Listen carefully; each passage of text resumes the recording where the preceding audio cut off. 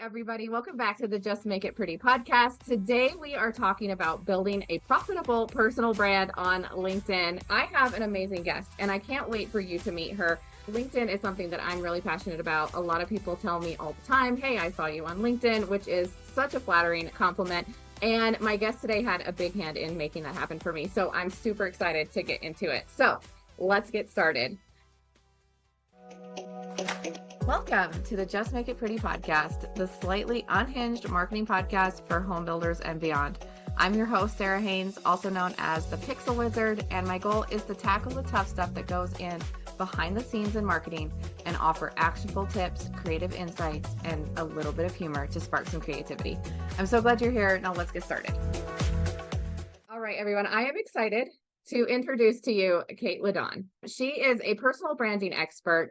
She is an instructor for CNBC's personal branding program, and she really focuses on using LinkedIn for thought leadership. She is incredible, and I'm so excited to welcome you, Kait. Thank you so much for being here. Thanks for having me, Sarah. I'm excited to chat. Yeah, no, it's going to be such a good conversation because I feel like we can really just dive into so many different areas. But I'd love to start with your story. Tell us a little bit more about yourself. How did you get to this amazing place where you are now? Like any good entrepreneur, I fell into it completely butt backwards, I would say, in that I got hired and was working for a financial company in 2010. Not a great time overall economically. That was after the last recession. And I found a job through Craigslist, and I was this finance company's first marketing person. They were owned by private equity. And for any of us who know anything about private equity, the long and short of it is they want you to grow and they want you to grow quickly. And so we went from 6 states to, by the end of my working there, like 25 states, and went from the East Coast all the way out and a little past Texas. The reason I built all of that up is because context setting, I was young, just out of college. I got thrown into a highly regulated world. I was the sole person responsible for marketing. And all of a sudden, I was needing to roll up brands and acquisitions and grow this brand. And so it was really sink or swim. And like any good millennial at the time, I thought I need to fake it until I make it here. And so I'm going to go to social media and find some people who can help me. So I started connecting with chief marketing officers in the local area that I was hired in. And I would just learn from them about what should I say at board meetings? How do I set a strategic plan? How do I prioritize initiatives? And I think for me, the way that I learn best is to learn out loud and reflect. And again, I was a compulsive sharer. I'm a millennial. I grew up with social media. And so as I would learn and do these experiments, I would share it on LinkedIn. And before I knew it, people were asking me for how they build their brand. I started to get asked to speak in local communities, some like the Baltimore Business Journal. And then small businesses started reaching out to me to build their brand. And after that, individuals started reaching out to me to build their founder brands on LinkedIn. So it was very naturally progressing in that way. I really built my own following. Then other people took note and said, can you recreate this for me? And at the time, of course, like any good entrepreneur, I wasn't sure that I could, but I figured I will certainly try. And here we are 10 years later, and I have the distinct pleasure of doing this every single day with experts like yourself. Wow, that's such an amazing story. And I feel like a lot of entrepreneurs do. We fall into this and we found gold somewhere and then everyone's like, let's reproduce that. And you have definitely done that. You have made an incredible platform and your courses and everything are you give away the farm. That's your phrase. You always are telling everybody everything. And I love that. And so I'm really excited to have this conversation with you because I know even in my industry in home building, a lot of professionals are always talking about, oh, I want to start speaking. I want to start building a personal brand. And LinkedIn is this underutilized platform for doing It that, is. but it's so amazing for it. So I'm really excited to dig into why do you think that is? Like, why do you think LinkedIn is this like powerhouse and nobody's using it? It's so interesting to me because LinkedIn, if you look at it from a lifespan perspective, has been around since really the dawn of social media. It was one of the first social media platforms to be introduced. But I would say it only has now reached its tipping point. It crossed a billion users, give or take some. The transparency around China's numbers is not exactly forthcoming, but let's say they reached a billion about a year ago. And so while every other social media platform that came up in the era that LinkedIn came up in, like Facebook, has plateaued in user rate, LinkedIn actually year over year continues to grow pretty much better than any other ones. It's been a slow burn. It's been this uphill push, and now it's at a tipping point. And that's because of a few reasons. Number one, shifting demographics of the workforce. Millennials, Gen Zs, people who are pretty much compulsively online have started to get on the platform and create content. And any platform, social platform, is going to grow when content creators are there. If you don't have people actively creating content, naturally you're not going to see the same growth. So I think in its infancy, people were on there and maybe they were sharing out articles here and there, but they weren't attacking it from a real content creation perspective.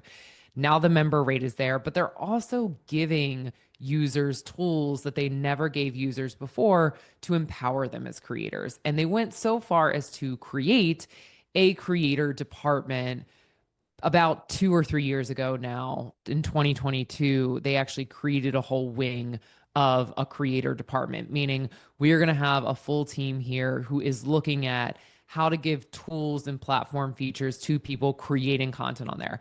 They evolved from basically a glorified networking, resume housing, and job board site to now the platform where you're going to go for business updates and industry updates. And a lot of people are taking note.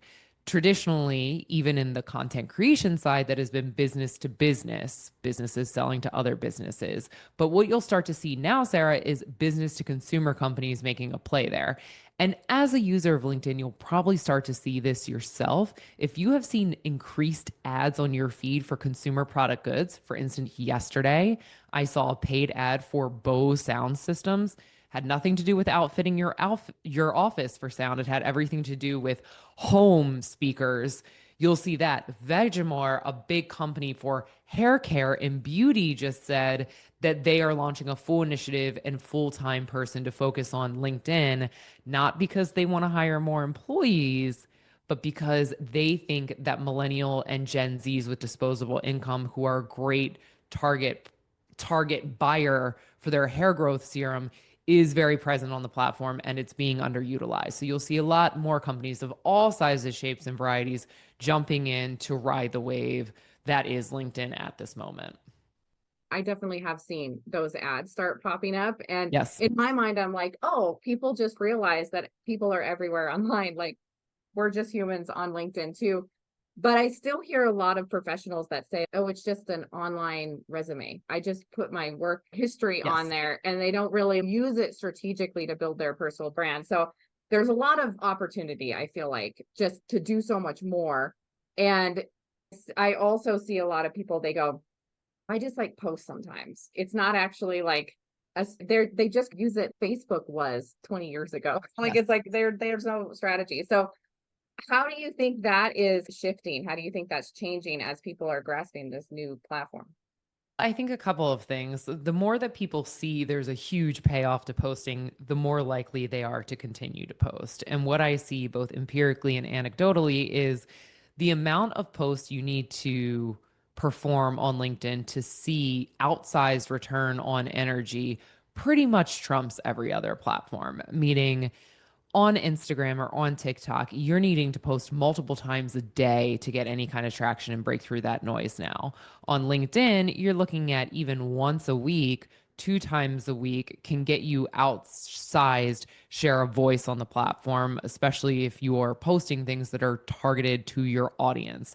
So when you think about how do I actually get there and stay there now that I'm seeing some outsized return for what is comparable to other platforms, minimal investment, you need to start thinking about your strategy. And every good personal brand on LinkedIn is going to be comprised of 3 different pillars. This is your thought leadership pillar. This is helping your target market.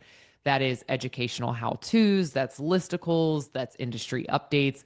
This is really everything circulating around your area of expertise, the thing that you do day in and day out, the thing you want to be compensated for. The other bucket is going to be personal stories. This should take up about 10 to 15% of the content you share.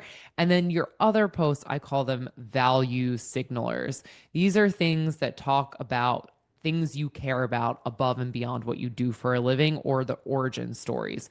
When you shake that out, thought leadership, that's going to be about 70% of the time, personal stories about 15%, value signalers about 15% of the time.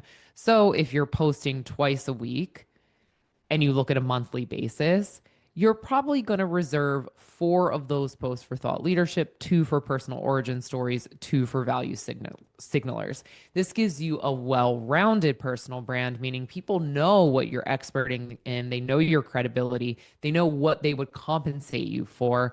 But among that, you don't lose personality because at the end of the day, it's still humans interacting with humans. So they need to understand how you came to be who you are and the things that you value, whether that's growth or physical health, things like that. That's why you sometimes see posts on LinkedIn and you're like, this is smelling a little bit Facebooky. But the Mhm. guidance I would give you to make sure that you don't trigger the this should be on Facebook, not LinkedIn red flag is with those personal origin stories and with those value signalers, you always want to bring it back to lessons that you learn or that your audience can learn as it relates to their career or business.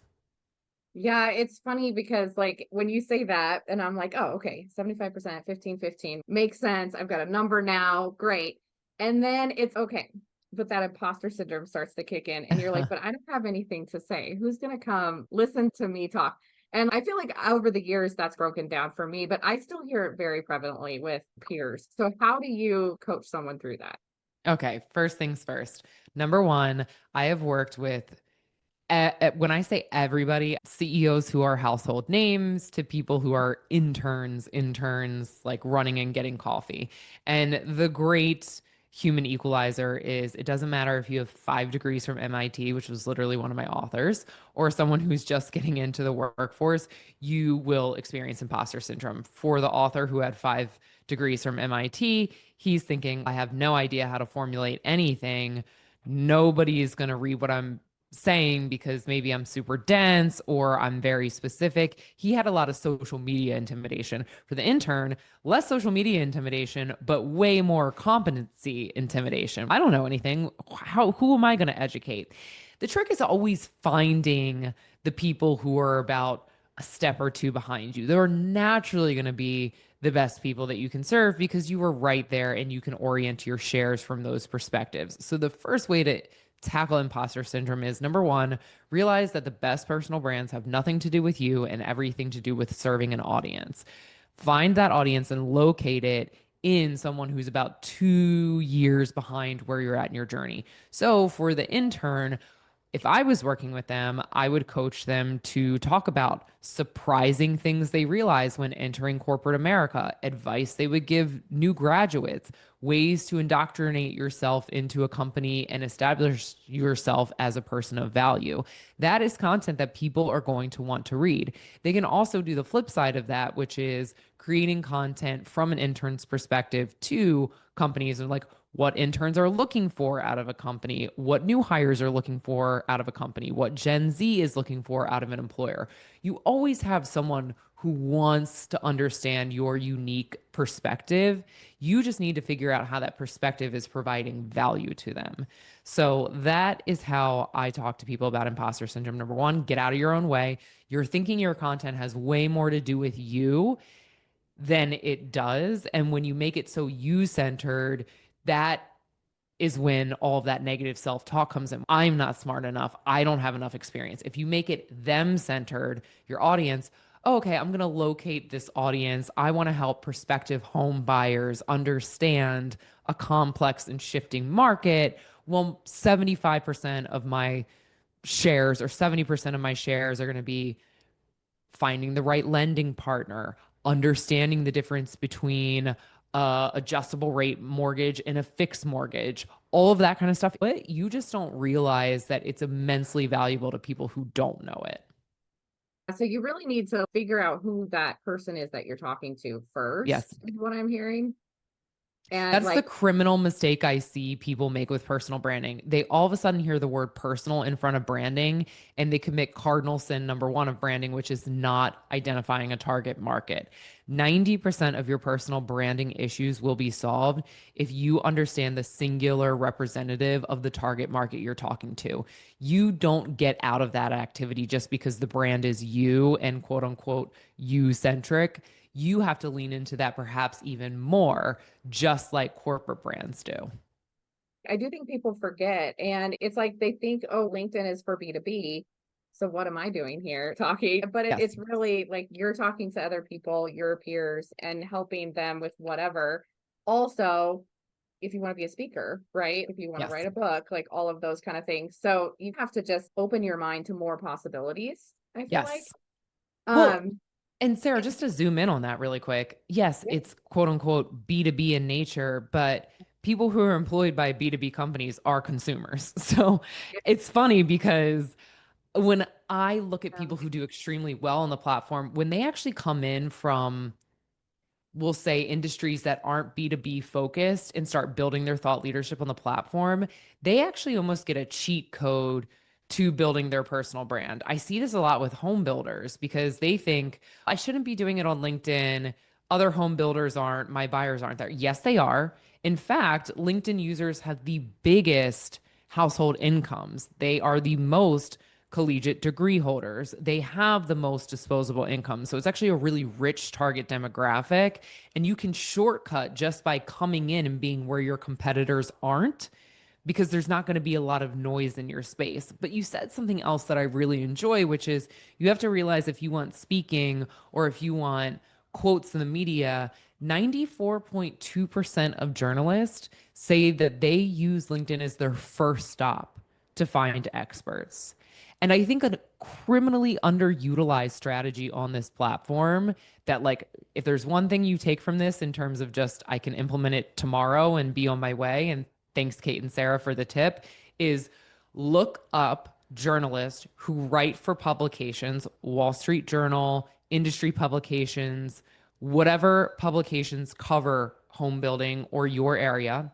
Go into the publication, find the staff writers, and then follow them on LinkedIn. I do this with a journalist from Business Insider. Sarah, the only thing she posts on LinkedIn is, I need to find people who XYZ. Please DM me if you can provide me a quote for this story. It's where they're networking too. So if you just want to create your own free PR department, I'm going to give you the play. Find the staff writer, connect with the staff writer, follow the staff writer, see what they post, see what they're looking for, and then message them or comment.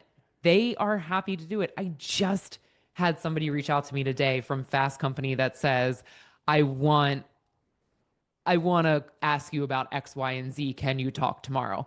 These journalists don't come to me through any other platform. They come to me through LinkedIn. That's how I met the casting directors at CNBC. They're looking on LinkedIn. I assure you they are. that's so powerful. It's so honestly easy. Yes, it's crazy to me how many hoops people have to jump through, how many Mhm. fancy PR retainers they think they need to make connections with journalists who are very accessible Mhm. and relatable and happy when you reach out to them on LinkedIn because they're overwhelmed. If you reach out to them and say something like, hey, we just sold out a community in this area. Let's say it's a local reporter. We just sold out a community in this area. And I think there's three things home buyers really aren't paying enough attention to in East Tennessee. And I was wondering, are you seeing this too? It might be a great thing to cover. You've done their job for them. You've Yeah. given them a lead. You're not annoying them. You're telling them what's going on. You're being their ears to the ground. You have to think about it like that. And boom, you're famous. And boom, you're famous. Wouldn't it be that nice if that's how it worked? And boom, you're That's it. famous. It's so would. I'm curious, like what other myths or like misconceptions do you feel like people have that we haven't talked about? I'm sure there's tons. Yes, Um, there's tons. I could do this in a lot of different directions, but let's take it LinkedIn specific. Myth number two. will say. Myth number one was I don't belong there because maybe my industry is not perfect or B2B. So that's myth number one. Anybody can be on LinkedIn. Anybody can build a really great brand on LinkedIn. Snoop Dogg entered LinkedIn with gusto last year and literally said, I don't understand why more people aren't on LinkedIn. So if that's my like big famous thing is if he says that you should really pay attention because he's pretty much like unanimously a loved personal brand. Like him and Dolly Parton are like, you're never going to hear people say bad words about either of them. So that's myth number one. Myth number two, we covered your personal brand really has more to do with a defined audience than yourself. Myth number three, I would say, is that posting in and of itself is enough. I actually was just reading an algorithm report, and the stats on it were pretty compelling in the sense of if you just leave 5 to 10 thoughtful comments a day, the reach that you get in your post, your profile views, and your connection requests all surpass 20%. And so some of my comments actually outperform, many of my comments outperform my stats. So if you are a little bit trepidatious in posting something, my coaching would be get in the comment section first, really dive in and use somebody else's post to create value with your comments, see what the impressions are on that comment. And then when you get your sea legs underneath of you, you find your voice a little bit through the comment section, then you can start to put out your own posts. But LinkedIn is one of those platforms where there is power in engagement and in commenting. So I think that's a big one. Another myth is people spend and don't spend enough time in LinkedIn groups. They really don't do a lot for you. I wouldn't recommend wasting your time in them. LinkedIn has not figured out groups as well as other platforms like Facebook or even WhatsApp now has. It's just not really worth your time. Hashtags, meh, you don't really need to worry about them anymore. If you do feel compelled to leave hashtags, I would only leave 3. Any more than 3 doesn't really matter. And it's 3 because the first 3 hashtags you use on LinkedIn get baked into the URL of your post, which would help with search engine optimization. And because of that, it'll help with AI optimization, AI crawling and looking for you. So you don't need to stress out about hashtags. They're not something people actively follow. But when it comes to optimizing for search engines, they are going to do well for you if you use about 3 of them. A couple of just other like quick, this is not necessarily myths, but right inside baseball of nailing the algorithm. Post 8 to 10 a.m. local your time. That's always going to be the best bang for your buck. You do not have to post multiple times a day. 3 times a week is going to be just fine. But if you actually post multiple times a day, say 2 times a day, while your overall reach may go up, the individual reach of each post gets cannibalized. So I'm of the mindset just post once a day if you are committed to posting on a daily basis. It's not like other platforms in that way. It does give your content a longer shelf life. It's not as fleeting as other platforms are. I just learned I'm posting at the wrong time. What about video? Because I feel like it's gone back and forth, and they're like, "Oh yeah, we love video," but then I don't necessarily see that much of it. So, what's the deal? Isn't it so interesting? LinkedIn video. LinkedIn has darlings that it has favorite children, and you can see it. Like this is our hot young thing at the moment is LinkedIn and its tools. A couple of years ago, it was trying to do stories at the top, like Instagram stories do. It was like came in fast and hot and then walked them right back out. Same thing with LinkedIn Live audio. They walked those back out. It's a really long-winded way of saying video is and isn't a thing that it's trying to push for. It is because it knows that short form video is the way that people learn now. You're going to look up something on YouTube or TikTok for how to get something done very quickly before you do anything else. And if LinkedIn, one of its value proposition statements is making sure that the professionals are today are equipped with the latest and greatest knowledge. They'd be crazy not to pay attention to short form video because that is the name of the game these days. Having said that, they just can't seem to figure out how to really nail it. And so, if you're going to create video on LinkedIn, and there is a place for it because I still see outsized performance when I do short form video on LinkedIn, you do want to pay attention to basically the following guidelines. Number one, Keep it shorter than 90 seconds. If you can keep it shorter than 60 seconds, you're really cooking with gas there. Anywhere from 30 to 60 seconds is going to be good. You want to shoot it in a vertical format, not in a landscape format. It takes up more space on the feed. You want to make sure that there's captions there. And then you don't want your post that you create to publish it to compete with the video, because people aren't really going to see the long form post anyways, depending on what platform they're looking at the video on. So there's a place for it. I wouldn't say make it central to your strategy. Text is still going to be the biggest performer at large on this platform, but that's not to say that you shouldn't be trying it. Again, when I do release podcast clips on LinkedIn, I do see it perform pretty well compared to other things. Yeah. And that's text with an image, right? Is that what you're Yes. saying? Yeah. Text with an image, and the image should be of you. That's Now, the thing that scares people. there is conflicting data about this. In Richard Vanderblum's report, who he's like the godfather of LinkedIn algorithm, he studies it every year. He's going to tell you that unless the photo is super contextual to the post, that you shouldn't include the photo. Oh. Anecdotally, I see counter information from my side. Even if the photo is not super contextual to the post, like it's just a selfie of me, it still performs better than none. And I think that's because in a world of mass AI slop, it is still a way you're humanizing yourself and bringing proximity to the reader. Yeah. And that feed like size as well. A lot of people are on their phone and it's going to take up a bigger space. 100%. I know for a lot of our listeners, this is going to be really important. So how could somebody identify what their like unique experience or skills or like value, and so they're not like just repurposing the same thing that everyone else is saying? How can you, what would you give somebody as like a starting point for that?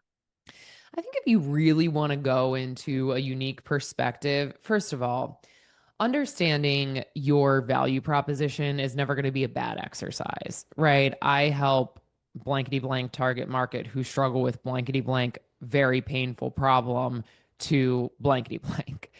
achieve a certain goal. So once you have that down, say for me, I help professionals who are looking to become household names clarify their message and build an audience so they can do more work that they love and get paid really well for it. That's your good starting point. But that's not necessarily maybe waking you up out of bed in the morning or waking somebody else up out of bed in the morning. And so one of the things that I found is finding your POV within your UVP, your unique point of view within your unique value proposition. And that's how are you layering a story into that? So when I do that, I help professionals grow their brand on LinkedIn. It's fine, it's good, it's whatever. When I say that I help people grow their expertise in 30 hours a week and make $500,000 a year, all of a sudden people's eyes light up.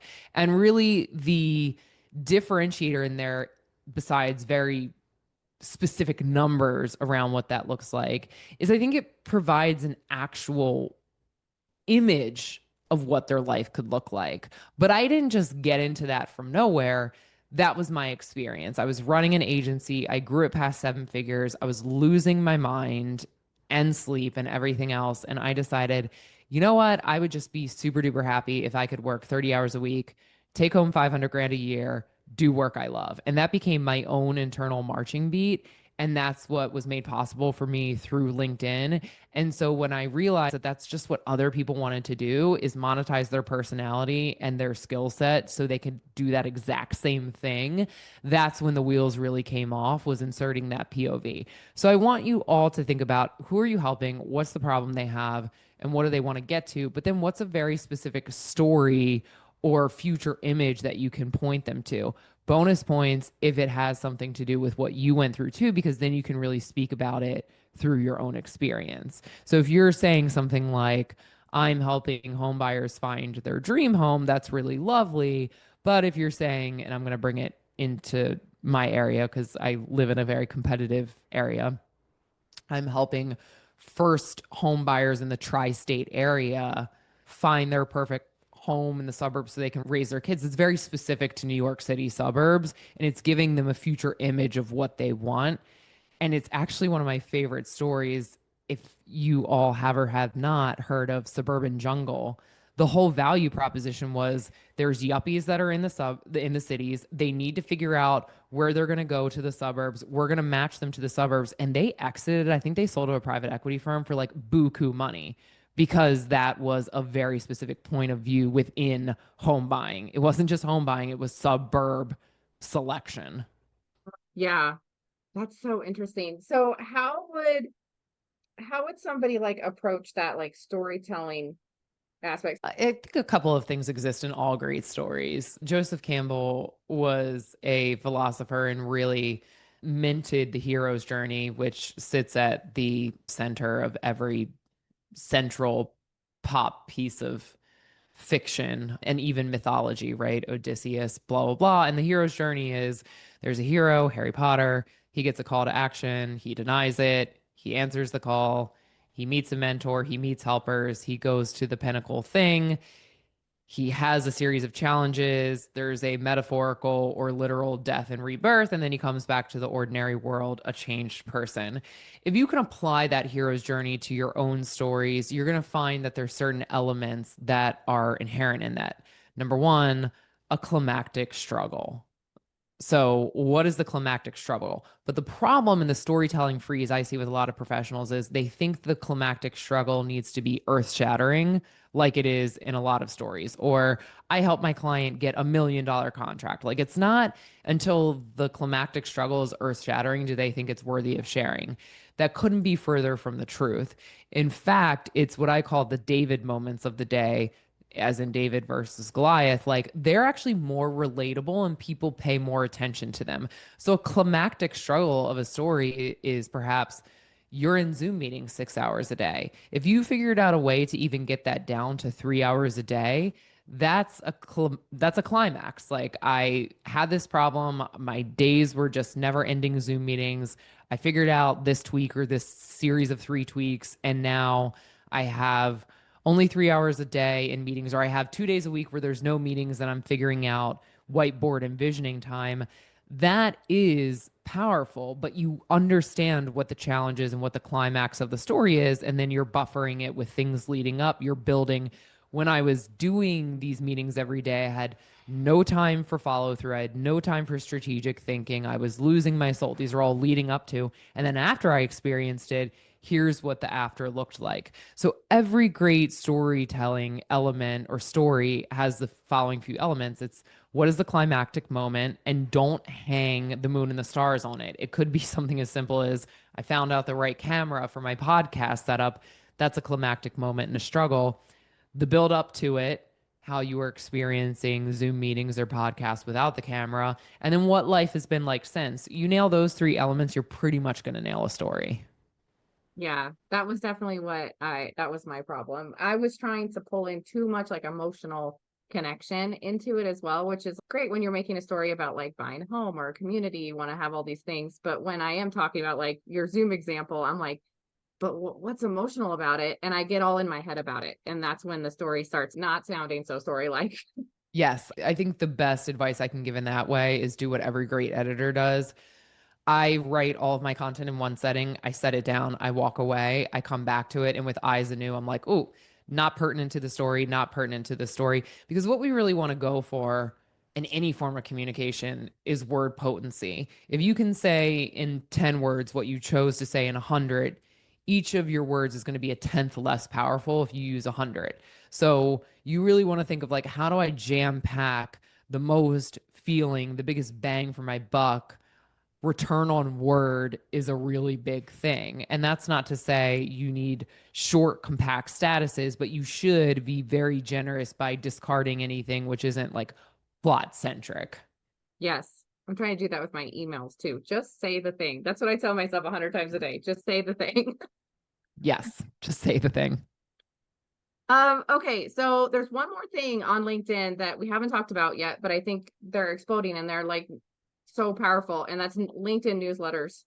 So tell me about LinkedIn newsletters. Who should be using them? What are they? All the things. LinkedIn newsletters, there's two tools on this platform that I think are very slept on. And one of them is LinkedIn newsletters, the other is LinkedIn Live. We can break down both of them. But Yeah. LinkedIn newsletters, let's start with them because they're my baby. LinkedIn news, I love them. LinkedIn newsletters are basically LinkedIn's way of allowing you to have an episodic container for individual articles. So long ago it was called Pulse, LinkedIn Pulse, and you could just publish articles on LinkedIn, long form articles, stuff that's too long or in depth to be a status. And then they gave you the ability to basically create a container for all of your articles and call it something, just like a magazine, and people can subscribe to it. And so LinkedIn newsletters do a few things for you. Number one, LinkedIn is going to incentivize you to create a newsletter by rewarding you with some pretty built in subscribers. Most people I know, when they start and create their newsletter, they get an influx of subscribers from their first degree connections and people who are already following them. Number two, LinkedIn is going to email that newsletter out to those people who have subscribed so in far as they have a valid email address they're associating with their LinkedIn account. Obviously, if they just use an email that they never check, that's a moot point. And they have left on the ability for LinkedIn to email them those newsletters. So for me, for most of my LinkedIn newsletters, I have a 20% read rate through people who are reading it off platform in their inbox. Number three, we're at a point now where long form content does have a place again, which is funny because short form video wins the day on a lot of channels. But now, with the rise of things like Substack, you're going to see that LinkedIn newsletters wants in on that piece of the creator pie, if you will. And so they're doing a lot of things to incentivize these. The cool thing about LinkedIn newsletters is you can get people to subscribe to your newsletter who don't even follow you. So I like to make the case that I have at this point about 41,000 followers on LinkedIn, but my LinkedIn newsletter has and has for a while had over 51,000 subscribers. And it's had 51,000 subscribers since I've had 20,000 followers, which means it's always been pretty much more than double my Mhm. follower count. And that's LinkedIn wanting you to create long form its content, because when you create long form on the content, people are going to stay on their platform longer. So, how do you really use newsletters to your advantage? Number one, if you publish bi-weekly, you're actually going to get a higher read rate than if you publish weekly. Right now, I'm just a content machine, and so much of my business is predicated upon content that I do weekly and I sacrifice the reach.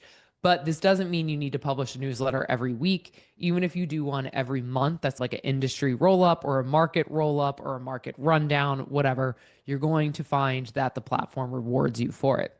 You can also use your LinkedIn newsletter to power the rest of your content strategy. The reason I still write a LinkedIn newsletter is because I'm lazy when it comes to creating short form content. So, what I was doing before is, oh my goodness, I have to publish 5 times a week. I now need to think of 5 novel things to say, and I need to think of how to say them. But I got myself into what I call a content pulse or a content rhythm, which is I write one long form article and then I just chop that into 5 smaller pieces of content. And voila, now I have 6 pieces of content. So it's counterintuitive that I think the lazier you are, lazier air quotes, the better long form content can work for you because it becomes the backbone of which you can break off pieces of it and create shorter bits versus then re-engineering the wheel every single time you want to do short form. So that's LinkedIn newsletters. The other big part of this that I didn't say is we are currently in a state where there is way more demand than there is supply. And of course, we know this because we're all operating in home building. When there is more demand than supply, the people who have the supply are winning. So in this case, newsletter publishers will get outsized eyeballs on their newsletters because there's just not enough supply to meet the demand of people who are hungry to read that long form on LinkedIn. Yeah. So your advice is be lazier. Be lazy. Work No, smarter, not harder. it is true though, because like I think people they think, oh, but I've already said that. Every single person of their followers is going to read every single thing and remember it. And that's just not the case. You can actually recycle so many things and make your life so much easier. And Sarah, it's not just about what's easier. It's about what works better. Humans need to hear things about 7 to 12 times to form an association. And that's very gratuitous with today's attention span. And that's also pretty case specific to adults. If they're kids, we all know they need to hear things about 100 times. And even then, they're like, why? But let's just go with the number 12. Uh-huh. I think it's a little light, but we'll use it for shits and gigs. So let's go with the number 12. So you need to say the same thing 12 times before somebody really gets locked and loaded on that and associates it with you. Now, let's say you publish it out 12 times. People on a good day are going to see about 25% of the content you put out. So already, if we do the math, that means that you multiply 12 times 4 or 48 times to get a shot of anybody to see it the 12 critical times. But remove that, maybe they hop on the platform here and there, maybe they don't. And so you have to build in a little bit of a contingency buffer in that too. Round that up. Maybe on the 55th time you've said the exact same thing, that person's going to be like, oh, Kait does personal branding. It is so wildly simple how effective repetition is and how underutilized it is. I am convinced that the reason my brand finally hit another level of tipping point this year is because I changed my brand message about 2 years ago, and then I really honed it, and then I just started spinning the hits, and it was finally like the lights went on in people's minds and, oh, I get it, she does personal branding. And so you have to be dogged about that. You have to know that not only are people needing that, your brand is needing it if you have even a hope and a prayer of being heard and being understood in today's attention economy. Yeah, I was at a conference last week, and I guess scientists have been studying like human attention spans and all of that, and they've actually found that it's shorter now than a goldfish. And 100%. I was like, I am so embarrassed to be human Yes. right now. That Yeah. is just, come on. It's pretty abysmal. But if we know this, then we can stop Mhm. fighting it, and Yes. you can really give yourself the benefit of realizing that repetition is going to work for you. And if you look at the people who do personal branding really well, a lot of those people, for better or for worse, are politicians. And what they do better than anybody else is repeat the same thing 70 million times. And it works. It just works. Yep, it does. So if we were talking to someone that is just like has zero readers right now, would you recommend that they start a LinkedIn newsletter, or yes or no? And or what else would you recommend them do?